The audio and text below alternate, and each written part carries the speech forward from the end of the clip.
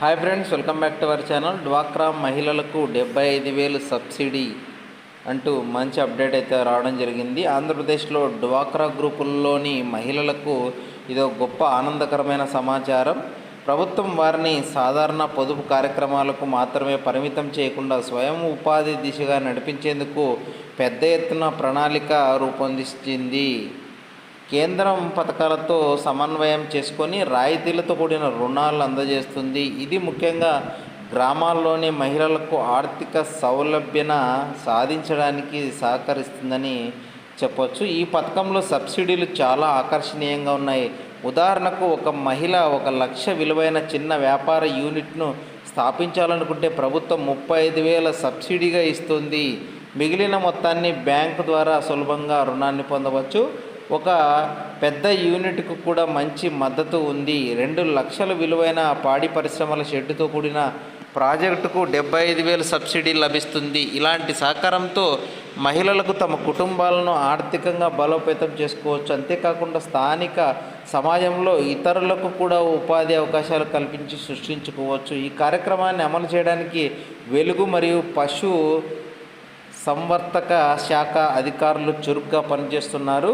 గ్రామాల్లో సమావేశాలు ఏర్పాటు చేసి ఆసక్తి గల మహిళలను గుర్తిస్తున్నారు.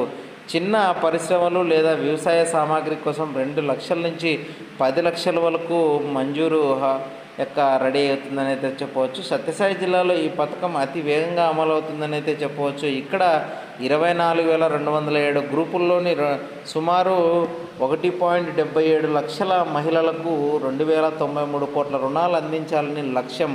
ఇది మహిళలకు తమ వ్యాపారాలను విస్తరించడానికి గొప్ప అవకాశం అయితే చెప్పవచ్చు. ఇప్పుడు మనము చూసుకున్నట్లయితే సబ్సిడీ ఎంత వస్తుంది ఏమనేది, ఇప్పుడు పాడి అదేవిధంగా బరగొడ్లు అవి పెంచుకోవడానికి, కోళ్ళ పెంచుకోవడానికి అయితే 1,00,000 రుణం తీసుకున్నట్లయితే 35,000 సబ్సిడీ అయితే పోతుంది.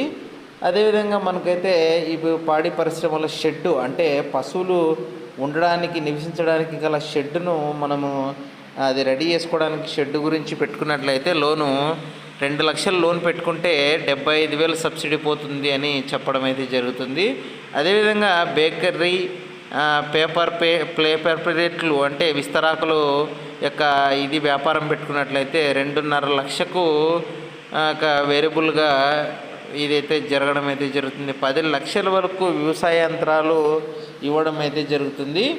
శ్రీనిధి, PMEGP, PMEPGP లాంటివి పథకాల ద్వారా సహాయం అందుతుంది. మహిళలు ఈ అవకాశాలను సద్వినియోగం చేసుకుంటే రాష్ట్ర ఆర్థిక వ్యవస్థ కూడా బలోపేతం పడుతుందని, ఇది మహిళలను పారిశ్రామికవేత్తలుగా తీర్చిదిద్దుతుందని అయితే చెప్పవచ్చు. ఫ్రెండ్స్, చూస్తున్నారు కదా, మనకైతే ఈ సమాచారాన్ని మనమైతే సాధారణ జ్ఞానం కోసం మాత్రమే ఆర్థిక నిర్ణయాలు తీసుకునేటప్పుడు తమ అధికారిక మూలాలను సంప్రదించుకొని వృత్తిపరమైన సలహా తీసుకొని తర్వాతే మీరు ఇది తీసుకోవడం అయితే చెప్పవచ్చు. అంటే ఫ్రెండ్స్, మేమైతే ఈ న్యూస్కు సంబంధించిన ఈ మ్యాటర్ని గ్యాదర్ చేసుకొని మాత్రమే మీకైతే చెప్పడం అయితే జరుగుతుంది.